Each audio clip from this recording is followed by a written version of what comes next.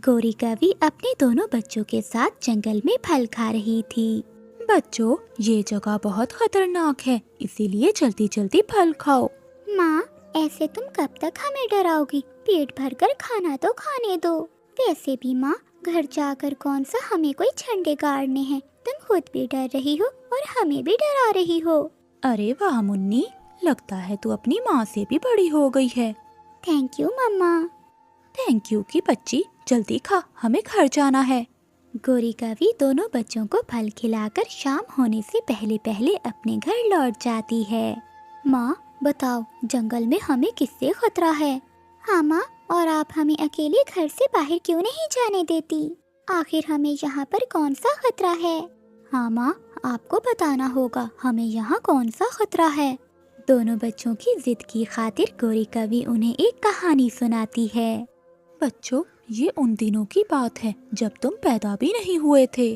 मैं तुम्हारे पिता के साथ जंगल में सैर कर रही थी, तभी हमारे सामने कई सारे गिद्ध आ गए। गोरी, हमारा यहाँ बचना बहुत मुश्किल है, जो मैं कहूँ वैसा करो। ठीक है पति जी। चलो भागो यहाँ से। वो दोनों पति पत्नी वहाँ से उड़ जाते हैं। रुक जाओ, मैंने कहा रुक जाओ, तुम हमसे बच नहीं सकते। वो उड़ते हुए दोनों पति पत्नी अपने घर पहुँच जाते हैं। जैसे ही वो घर पहुँचते हैं तो कालू कौवा गोरी कवि को अंदर भेज देता है और कालू कौवा बाहर से दरवाजा बंद कर देता है। कालू जी, तुमने बाहर से दरवाजा क्यों बंद कर दिया? गोरी, तुम्हें बचाने की खातिर मुझे ये सब करना होगा। अब चुप कर जाओ, बोलना नहीं, वरना मुझे मारने के बाद ये गिद्ध तुम्हें भी मार देंगे। और कुछ ही लम्हों में उन गिद्धों ने तुम्हारे पिता को मार डाला। गोरी कवि की बात सुनकर दोनों बच्चे दंग रह जाते हैं। माँ, आज से मैं आपकी सारी बात मानूंगी और अकेले कभी बाहर नहीं जाऊंगी। माँ झूठ बोल रही है, हम घर से बाहर न जाए इसीलिए हमें झूठ मूठ की कहानी सुना रही है। माँ, आप हमें झूठ मूठ का डरा रही है ना? अपने पति को तो खो चुकी हूँ, अब मैं अपने बच्चों को नहीं खोना चाहती। ऐसे ही रात हो जाती है। रात के समय जब तीनों सो रहे थे तब जग्गू कौवा चुपके से घर से बाहर निकल जाता है, पर गलती से घर का दरवाजा खुला छोड़ देता है। अरे वाह, खुली हवा में सांस लेना कितना अच्छा लगता है। माँ तो बेवजह ही मुझे डराती रहती है। तभी जग्गू के सामने एक चील आ जाती है। अरे बाप रे बाप, ये तो चील है, क्या करूँ क्या करूँ? आइडिया, इससे डरना नहीं है, देखता हूँ क्या होता है। चील को देखकर जग्गू ना डरने का नाटक करता है। तुझे मुझसे डर नहीं लगता? दिखने में तो तुम भली लगती हो, भला तुमसे क्या डरना? चील मन ही मन में सोचती है। ये छोटा बच्चा तो मुझसे डरने का नाटक कर रहा है। वाकई ही ये बच्चा बहुत हिम्मत वाला है। उधर गोरी कवि के घर का दरवाजा खुला रह गया था। इसका फायदा उठाते वो गिद्धे वहाँ पहुँच जाती हैं। तभी जग्गू को अपनी माँ की आवाज़ सुनाई देती है। बचाओ जग्गू, जग्गू हमें बचाओ। अरे नहीं, ये तो मेरी माँ की आवाज़ है। लगता है मेरी माँ किसी खतरे में है। मुझे अपनी माँ को बचाना होगा। मैं हिम्मत वालों की कदर करती हूँ, चलो मैं भी तुम्हारे साथ चलती हूँ। जब तक जग्गू कौवा और चील गोरी कवि के घर तक पहुँचते हैं तब तक वो गिद्धे उन्हें मारकर खा चुकी थी। ये सब देखकर जग्गू रोने लगता है। माँ, मुझे माफ कर दो, मेरी वजह से आपकी मौत हो गई। तुम्हारी वजह से? वो कैसे? जंगल में घूमने के लिए जब मैं घर से बाहर निकला तो दरवाजा खुला ही छोड़ गया। मैं ही अपनी माँ का हत्यारा हूँ, अब मुझे जीने का कोई हक नहीं। ऐसा ना सोच बेटा। नहीं चील, आप मुझे मारकर खा जाओ, मैं जिंदा नहीं रहना चाहता। मैं चील हूँ, शैतान नहीं। मैं दुखी और बेसहारा का सहारा बनती हूँ, मैं उन्हें मारती नहीं। मगर मैं अब अकेला इस जंगल में क्या करूँगा? मासूम बच्चे को देखकर चील के दिल में दया आ जाती है। रो नहीं बेटे, आज से तुम मेरे बेटे हो, आज से मैं तेरी परवरिश करूँगी। चील जग्गू को अपना बेटा बना लेती है। अगले दिन चील जंगल के सभी पक्षियों को इकट्ठा करती है। प्यारे दोस्तों, कहानी का अगला भाग देखने के लिए अगली कहानी का इंतजार करें। शादी के कुछ महीनों तक तो कालू कौवा अपनी पत्नी गोरी कौवी के साथ कुछ ठीक रहता है, मगर बाद में वो अपनी पत्नी पर अत्याचार शुरू कर देता है। पति जी, आज मैंने अंडा दिया है, मैं भोजन लेने नहीं जाऊंगी। आज आप ही जाओ, मेरे लिए भी भोजन लेकर आओ।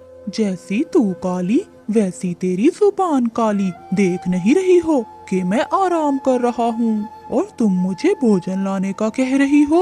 जाओ, अपने लिए भी दाना ले आओ और मेरे लिए भी। बेचारी गोरी कौवी जो इस कहानी में अच्छी बनी हुई थी, वो कालू कौवे को कुछ कहे बिना ही भोजन लेने चली जाती है। गोरी, अगर तुम ऐसे ही भोजन ढूंढने जाती रही तो तुम्हारा अंडा तो खराब हो जाएगा। चिड़िया, क्या करूं? उसे ना ही मेरे अंडा देने की खुशी है और ना ही अपने बच्चे के आने की। वो तो हर समय दारू पीता है और सोया रहता है। उल्लू दोस्त, मौसम कितना सुहाना है। अगर ऐसे मौसम में दारू मिल जाए तो मजा ही आ जाए। मिलेगा, सब मिलेगा, दारू भी मिलेगा और बीड़ी भी। हाँ, अगर कुछ माल पानी है तो ले आओ।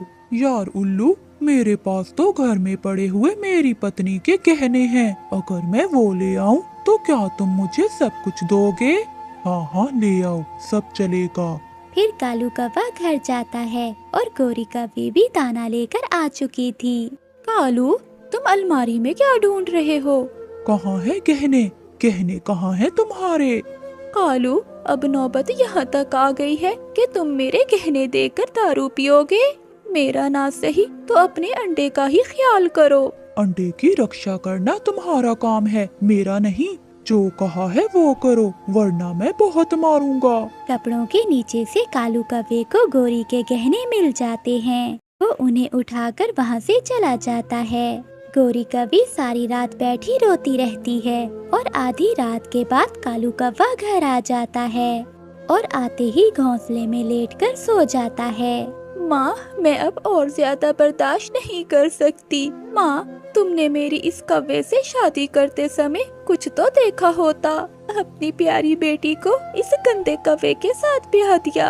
अपनी किस्मत को कोसती हुई गोरी कौवी भी सो जाती है। सुबह हो जाती है।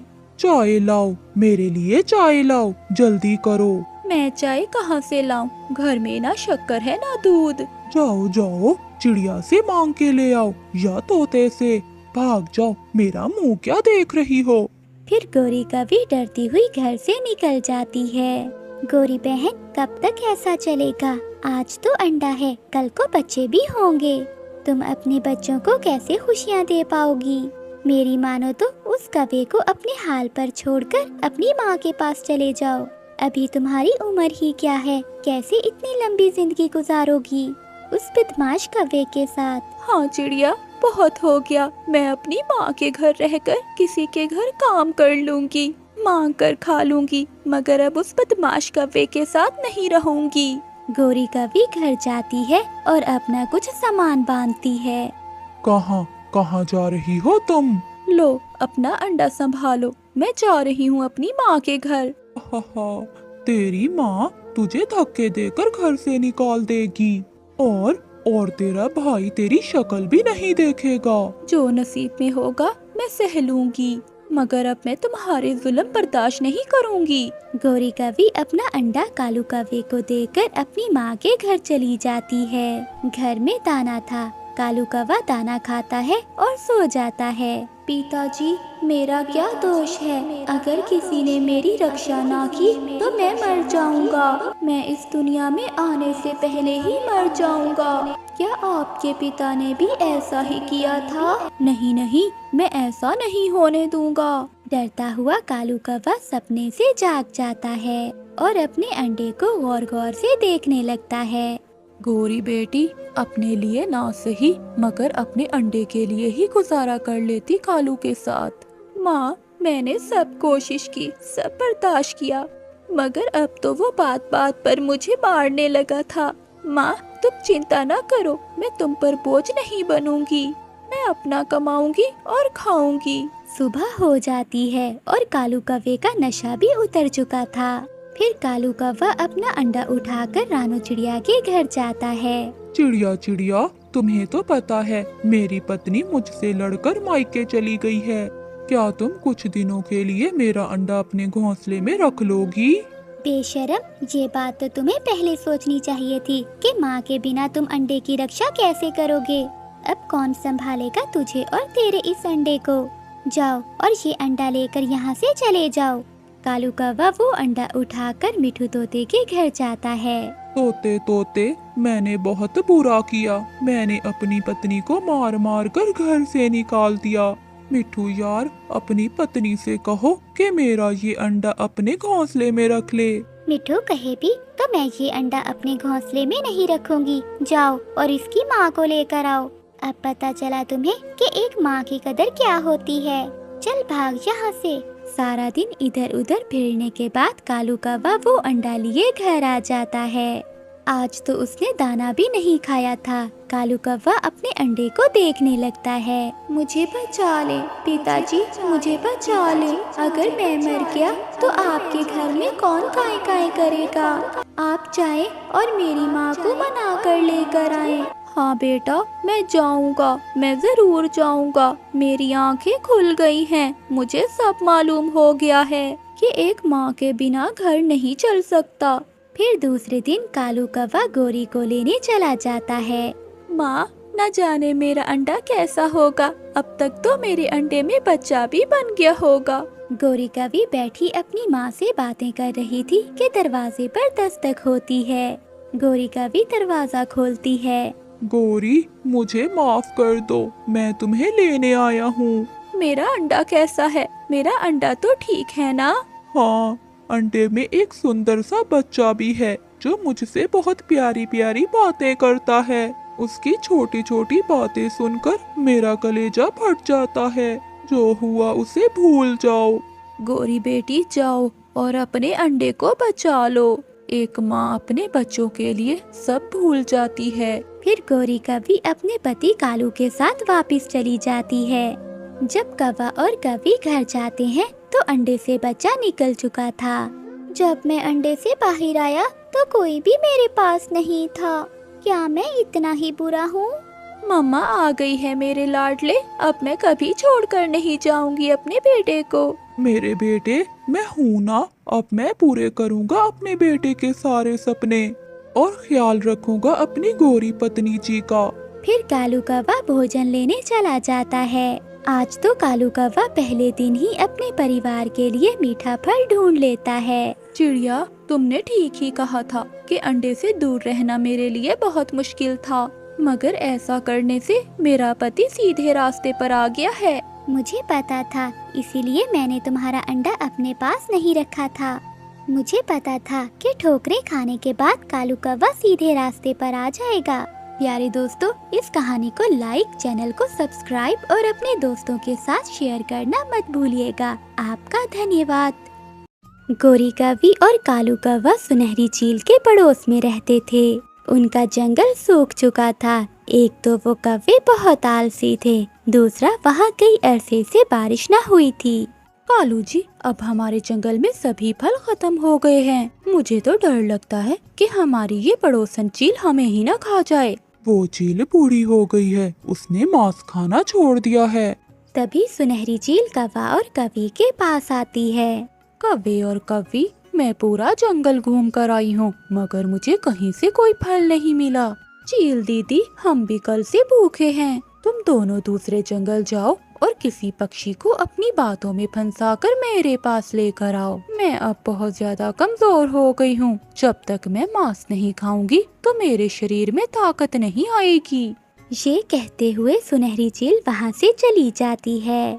कालू जी, वही हुआ ना जिसका मुझे डर था। इसे मांस खाने की आदत है, अब ये मांस खाकर ही रहेगी। अब हमें किसी पक्षी को धोखे से इस चील का भोजन बनाना होगा, वरना ये चील हमें मारकर खा जाएगी।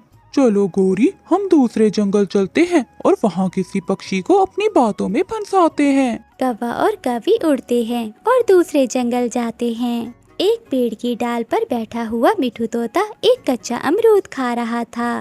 कौवा और कौवी मिठू तोते के पास जाती हैं। मिठू तोते, ये क्या तुम कच्चा अमरूद खा रहे हो? अभी अमरूद कच्चे हैं और कोई फल मिला नहीं, सोचा यही खा लेता हूँ। तोते, तुम हमारे साथ चलो हमारे जंगल। वहाँ इतने बड़े बड़े पेड़ हैं अमरूदों के, और उन पेड़ों पर अमरूदों का फल पका हुआ है। वो अमरूद तो पक पक कर नीचे गिर रहे हैं। 2-4 दिन हमारे पास रहना और पेट भरकर अमरूद खाना और फिर वापिस आ जाना। मुझे कैसे पता कि तुम सच बोल रहे हो? अगर नहीं विश्वास तो ना जाओ, हम किसी और पक्षी को अपने साथ ले जाएंगे। नहीं नहीं, मैंने कब कहा? मैं जाऊंगा, मैं आपके साथ जाऊंगा और अपना फेवरेट फल मजे मजे से खाऊंगा। मिठू तोता कव्वे और कवि के साथ उड़ता है। रास्ते में रानो चिड़िया उन्हें रोक लेती है। मिठू भैया रुकें, आप कहाँ जा रहे हैं? चलें, आप मेरे साथ चलें। आज हम दाना ढूंढने पहाड़ों की ओर चलेंगे। मिठू नहीं खाएगा अब दाना वाना। मिठू भैया, ये कवि कौन है और तुम इनके साथ कहाँ जा रहे हो? कालू कौवा मिठू के कान में कहता है। अगर तुमने चिड़िया को बता दिया कि तुम हमारे साथ अमरूद खाने जा रहे हो तो चिड़िया भी हमारे साथ चली जाएगी। इसे सच ना बताना। मिठू तोता कव्वे की बात मान लेता है। मिठू चलो, हमें देर हो रही है। ये मेरे दोस्त हैं और मैं अपने दोस्तों के साथ इनके जंगल में कुछ दिन गुजारने जा रहा हूँ। ऐसी अजनबी पक्षियों पर विश्वास मत करो मिठू, ये तुम्हें धोखा भी दे सकते हैं। चुप चुप कर जा छोटी चिड़िया, ये जंगल तुम्हारा है इसीलिए चुप हूँ। अगर तुम मेरे जंगल में होती तो अब तक तेरे पंख तोड़ देती। जाओ जाओ, बड़े देखे हैं तुम्हारे जैसे काले कव्वे। चल मिठू दोस्त, छोड़ो इस चिड़िया की चूं चूं को। फिर मिठू तोता उन कव्वों के साथ उड़ता है। ये जंगल तो सूखा हुआ है, यहाँ तो कोई भी पेड़ पौधा नहीं है। थोड़ा आगे आगे बहुत बड़ा झरना है, उसके पास में ही है अमरूदों का बाग। वो तीनों फिर से उड़ते हैं। एक सूखे पेड़ पर चील के घर के पास जाकर वो सब रुक जाते हैं। तोते, मैं तो थक गई हूँ, चलो हम घर से जाकर थोड़ा ठंडा पानी पी लेते हैं और फिर आगे का सफर करते हैं। क्या अभी और भी आगे जाना है? नहीं नहीं मिठू, अब हम झरने के बिल्कुल करीब पहुँच गए हैं। मिठू तोता कव्वों के साथ चील के घर में चला जाता है। सामने चील को बैठा हुआ देखकर मिठू तोता पीछे मुड़ता है, मगर कालू कौवा दरवाजा बंद कर देता है। लो जी चील दी, तुम्हारा काम हो गया। अब तोते तुम बैठकर यहाँ खाओ मीठे मीठे अमरूद।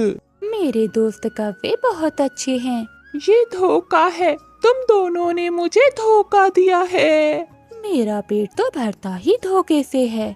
अगर तुम्हें ये कव्वे धोखा ना देते तो तुम इनके साथ यहाँ कैसे आते? मिठू तोते, हमने तुम्हें धोखा नहीं दिया, बल्कि तुम्हारी लालच ने तुम्हें धोखा दिया। फिर सुनहरी चील मिठू पर हमला करती है और उसे मारकर खा जाती है। अब तो चील के मुंह को खून लग चुका था। 2 दिन ही गुजरते हैं, वो फिर से कालू कौवा और गोरी कवि के पास जाती है।